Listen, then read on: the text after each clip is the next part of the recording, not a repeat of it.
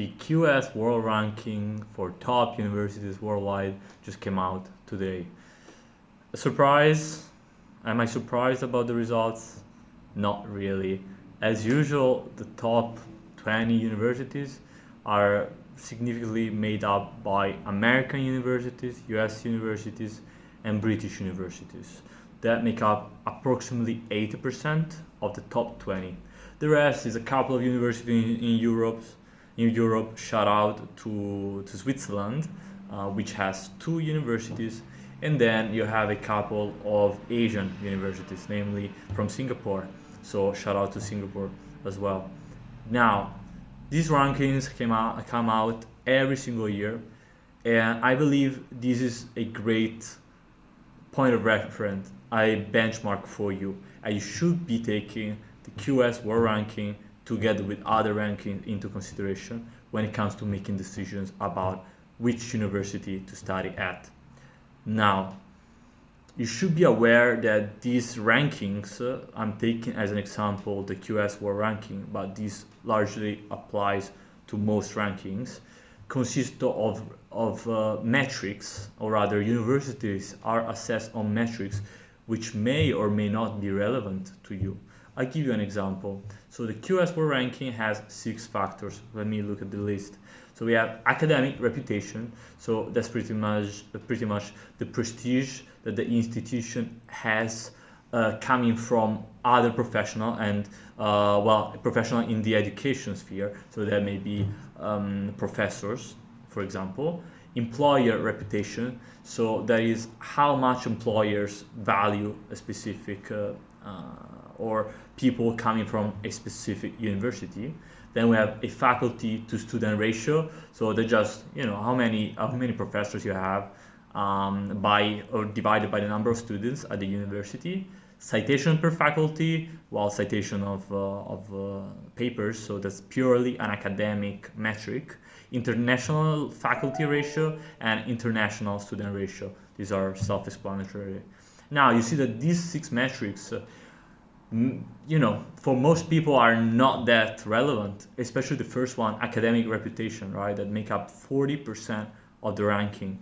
That means, how important is this institution in the academic world? You may want to pursue a PhD or become a professor yourself, and in this case, this metric, academic reputation, is relevant. For 99.9% of students, that is not the case. So long story short, what I want to tell you is that rankings are important, are a good metric, but you should be taking them with a grain of salt.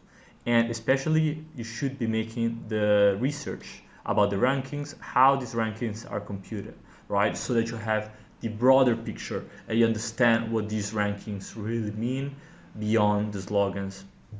Something which is also very important to take into consideration that I think you should be focusing on. Rankings are such as the QS, top universities ranking, are made for a global audience. That means obviously that this is a solution that is generalized. It's a one-size-fits-all solution that works for some, but it's not a tailored ranking for you and for your needs. As I always say, you should go back to understanding the why you should be going for a certain university over another. And that largely depends on your specific situation. So to tell you by example, universities in the US, the top universities like Harvard, MIT, and so on, may be the best in the world. Yes, I'm not debating that. What I'm wondering is, do you have the 40, 50, 60,000 US dollars a year to pay the tuition? Maybe yes, maybe not. Do you want to stay? I'll give you another example. Great universities, a couple are in Switzerland. Switzerland is a country that I love, where I lived myself for many years, where I studied myself. It's a country which is fantastic, but notoriously very, very hard to relocate to due to visa considerations. So is ETH, as an example, ETH Zurich, the right university for you? Depends. If you are a U student, probably. If not, well, it's harder, right? So you should always be starting from your specific scenario and your specific needs.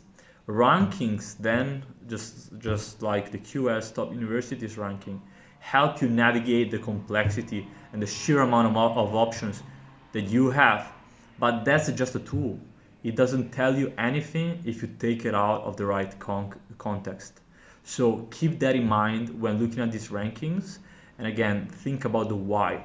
Why you should be choosing a university over the other. And the answer just comes from looking at your specific scenario. Let me know what you think.